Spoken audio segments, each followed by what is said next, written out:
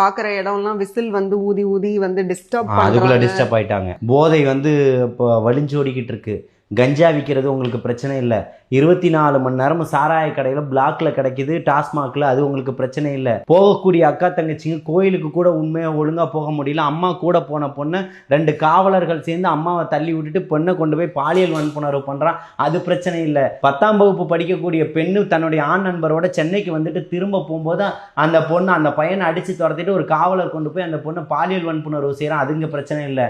அண்ணா நகரில் 10 வயது சிறுமிக்கு பாலியல் வன்புணர்வு செய்கிறாங்க. 6 மாதம் அலைஞ்சு அந்த தாய் மீது விபச்சார வழக்கு பதிவு செய்வேன் அப்படின்னு இந்த காவல்துறை அதிகாரி மிரட்டியும் திருப்பியும் அந்த தாய் போராட்டத்தின் மூலமா அந்த பொண்ணுக்கான ஒரு நீதியை வென்றெடுக்கிறார்.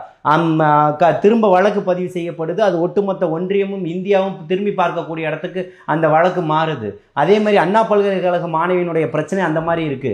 கோயம்புத்தூர்ல விமான நிலையத்துக்கு பக்கத்துல தன்னுடைய ஆண் நண்பரோட கார்ல உட்காந்து பேசிக்கிட்டு இருந்த பெண்ணுக்கு நடந்த பாலியல் வன்புணர்வு என்ன மாதிரியான பிரச்சனைகள் நடந்ததுன்றதை எல்லாத்தையுமே பார்க்க முடிஞ்சிச்சு. இதெல்லாம் தமிழ்நாட்டில் வந்து பிரச்சனை இல்லை. தொடர்ச்சியான கூலியை கேட்டு போராட்டம் பண்ணிட்டு இருப்பாங்க.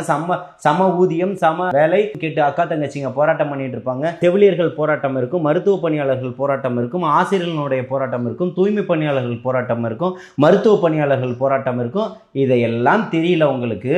கனிம வளங்களை கொள்ளை அடித்து இருக்கக்கூடிய மலைகள் அத்தனையுமே காணாக்கிக்கிட்டு போகிறாங்க, அது தெரியல. மண் அள்ளுன்ற பேரில் ஒட்டுமொத்தமாக அத்தனையுமே பூமியை வரைக்கும் பார்க்கக்கூடிய அளவுக்கு பாதாளத்துக்கு மண் அள்ளி விற்றுக்கிட்டு இருப்பாங்க, அது உங்களுக்கு தெரியல. அரசில் இருக்கக்கூடிய அத்தனை துறைகள்லையும் பல 1000 கோடிகள் கொள்ளை போச்சுன்னு வழக்கு பதிவு செய்யணும்னு சொல்லிக்கிட்டு இருக்கிறான், அது தமிழ்நாட்டை சீரழிக்கலை. ஆனால் இந்த விசில் சத்தம் மக்களை டிஸ்டர்ப் பண்ணிடுச்சு இல்லையா? இதை பார்த்துக்கிட்டு இருக்கவங்க வந்து பதில் சொல்லுவாங்க. இந்த நிகழ்வை பார்த்துக்கிட்டு இருக்காங்க இல்லையா, கமெண்ட்ஸில் அதுக்கு நிச்சயமாக உங்களுக்கு பதில் சொல்லுவாங்க.